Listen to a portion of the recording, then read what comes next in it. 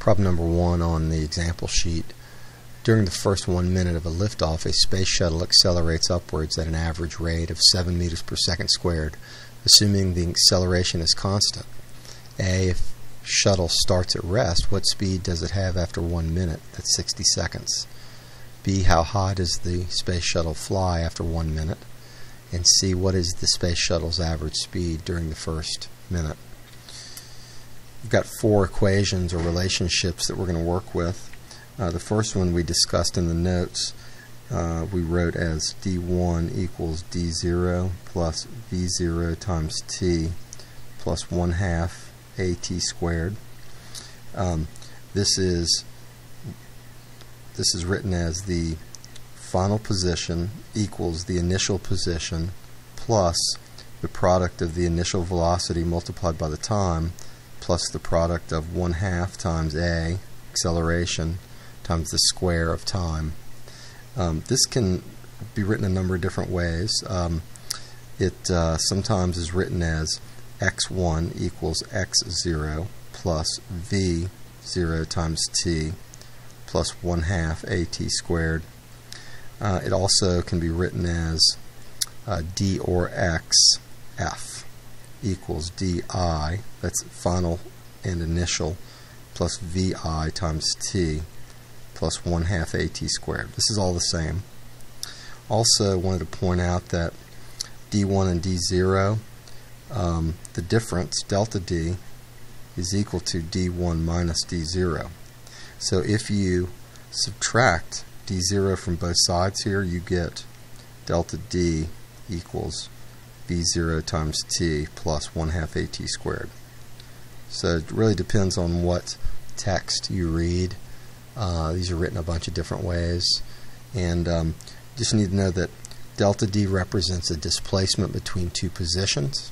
But if you write it this way, these are positions. They're not displacements. Well, they are displacements from the origin. So these are related to the origin, whereas delta d relates d1 and d0 to each other. And depending on the question, you might be asked to find the displacement, or you might be asked to find the position. They are related.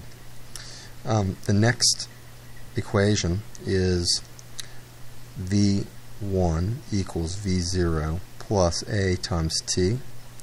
This is a linear equation describing a velocity versus time graph where the motion is changing at a constant rate. In other words, the velocity is changing at a constant rate, and that rate is the acceleration. If you see this as a linear equation, v1 is the y value, v0 is the y-intercept, a is the slope, and t is the x value. So we have y equals b plus mx. And the next equation is the first one that we derived, d1 equals d0 plus 1/2 v1 plus v0 times t. This is really just the final position equals the initial position plus the average velocity multiplied by the time. And then finally, v1 squared equals v0 squared plus 2a d1 minus d0, or delta d. This equation is just another derivation of our first one, and they've used the linear equation describing the change in velocity to eliminate t. So they solve this second equation for t, and then they substitute it in place of t. Okay, so these 4 equations are the ones we're going to use. What I suggest you do is put this on a note card and just have it available. You can put it in your binder, and then it'll be available without you having to open up your notes every time you need to remember them. You're going to find out that pretty quickly you'll have these memorized, and you won't need the note card anymore. Using the guess method, we're going to first read the problem, which we've done. Then we're going to write down G for givens, and then we'll write all the variables that we could possibly have in the equation, in the problem. D0, D1, V0, V1, A, and T. Just write all those down. And then we'll go back through, read the problem, and we'll write down what is given, and also we might write down some assumptions. During the first 1 minute of liftoff, a space shuttle accelerates upward at an average rate of 7 meters per second squared. So it mentions time here. It says 1 minute, which is 60 seconds, and it gives the acceleration as positive 7 meters per second squared. Okay. The first sub-problem, if the shuttle starts from rest, rest is a velocity, 0 meters per second. What speed does it have after 1 minute? 60 seconds. So that would be the final speed after 60 seconds. Then it says how high does the space shuttle fly after 1 minute? We already have the time. And what's the space shuttle's average velocity? So that's a little bit different problem. We can make an assumption here. They don't mention where the shuttle starts. If they don't give you the initial position, most of the time it's easiest to place the initial position of the object at the origin. So that's what I'm going to do. I'm going to say that D0 is 0 meters because they don't stipulate what the initial position is. Then the unknown. We got 3 unknowns. They want to know what is the speed after 1 minute, so that's V1, and that we know that's after 60 seconds. And then how high, and that is the relative to the origin at 0, that is D1, the final position. Now, without getting too complicated, if D0 is not 0, let's say the space shuttle is already considered to be, on the launch pad, which is 10 meters high. It's already started up 10 meters, and so when you find D1, D1 is from the ground, and so that would be your correct answer. That would be how high. But if they asked you how far did it travel from its initial position, you'd have to take into account where it started if it didn't start from the origin. Anyway, that's a little complicating factor that you have to keep in mind. And then what is the space shuttle's average speed? So I'm just going to say V average. Okay. So then the equation, we're going to solve these one at a time. So here's the equation. I'm going to say A for part A. And we're going to look at our equations. We're looking for what the speed is after 1 minute. So I need to find an equation that has V1 in it. Look at the first equation. I don't have V1 in that equation. I look at the second equation, and I do have V1, which is the final velocity. I need to check the equation to see if I have all the other variables. I know what V0 is. It's 0. I know what A is. It's 7. And I know what T is. It's 60 seconds. So I can use that second equation. V1 equals V0 plus A times T. Okay, then I'm going to substitute.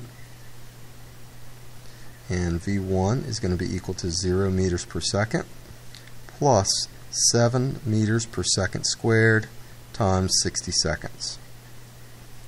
And then on my solution, V1 equals 7 times 6, 42, so 7 times 60 is 420. And meters per second squared times seconds is meters per second. So our units work out. That's our first answer. Okay. The second part of the problem, I'm going to move down. It asks, how high does the space shuttle fly after 1 minute? So here's our EB. And I look at my equations. I start at the top and I say, well, how high? Well, D1 is the final position, so that would potentially tell me how high. And I know that D0 is 0. I know that V0 is 0. I know that T is 60, and I know A and T. So I can use that first equation. D1 equals D0 plus V0 times T plus 1/2 A T squared. So then I'm going to substitute. D1 equals 0 meters plus 0 meters per second times 60 seconds plus 1/2 times 7 meters per second squared times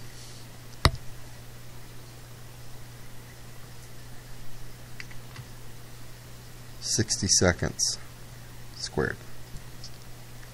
Okay, so if I do the math here, my solution is 0 plus 0 plus this product here is going to be 60 times 60 is 3,600, and then if I multiply that by 3.5, I get 12,600.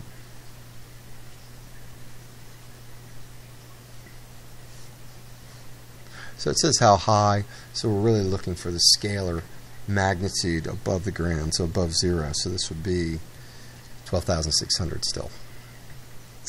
Alright, and then the third part, C, it asks, what is the space shuttle's average speed during the first minute?